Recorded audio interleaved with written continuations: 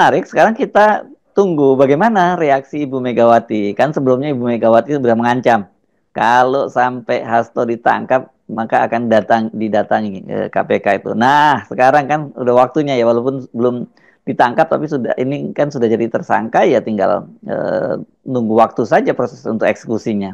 Tentu yang ingin kita hitung atau yang ingin dihitung oleh publik hari ini adalah reaksi dari Ibu Megawati itu. Dan saya kira Ibu Megawati sejak awal udah tahu, karena itu Ibu Megawati udah kasih kisi-kisi bahwa partainya akan diawuk-awuk, apa istilah Ibu Mega kemarin itu, diaduk-aduk, ya akan diinfiltrasi untuk diganggu. Dan saya kira feeling Bu Mega dari awal, dari sebulan lalu kita udah tahu bahwa Hasto pasti akan dikejar terus itu, karena cuman itu missing link yang mungkin untuk dicari antara Harun Masiku dan politik PDIP.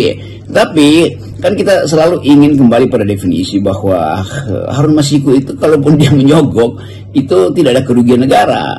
Kalaupun dia berupaya untuk memperoleh haknya dengan cara yang memang menyebabkan orang sebut dia korupsi, toh Harun Masiku bukan pejabat publik. Jadi definisi awal dari korupsi tidak akan mungkin menjerat dia tuh kan korupsi artinya penyalahgunaan jabatan publik untuk kepentingan pribadi, untuk keuntungan pribadi bahkan. Jadi dua hal itu yang saya kira akan dibatalkan sebetulnya melalui definisi perundang-undangan.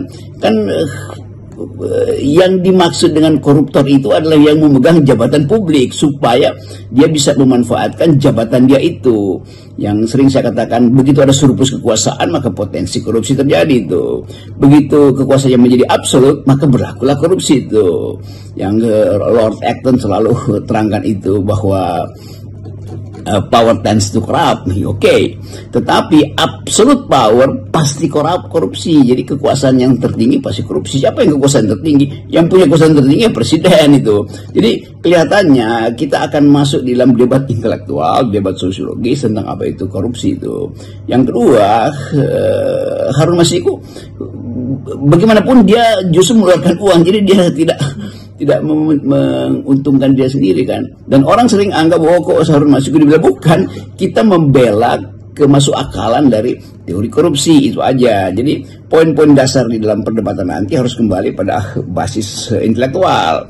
Bahwa Harun Masiku melarikan diri itu urusan dia tuh, mungkin dia takut atau segala macam. Tetapi sekali lagi definisi korupsi hanya menunjukkan bahwa pelaku korupsi, seseorang disebut koruptor kalau dia punya jabatan publik. Itu prinsip pertama. Yang kedua, dia melakukan itu untuk keuntungan pribadi. Itu intinya. Sekarang diperiksa aja kan apakah Hasto dalam kaitannya dengan Harun Masiku sebagai saksi atau tersangka dalam kasus yang lain. Tapi kelihatannya politisasi ini atau kriminalisasi ini dimaksudkan terutama untuk mengganggu PDIP, karena yang disasar adalah petinggi PDIP. Saya kira itu poin utama yang harus kita diskusikan, dan talk show pasti akan masuk ke situ minggu-minggu ini.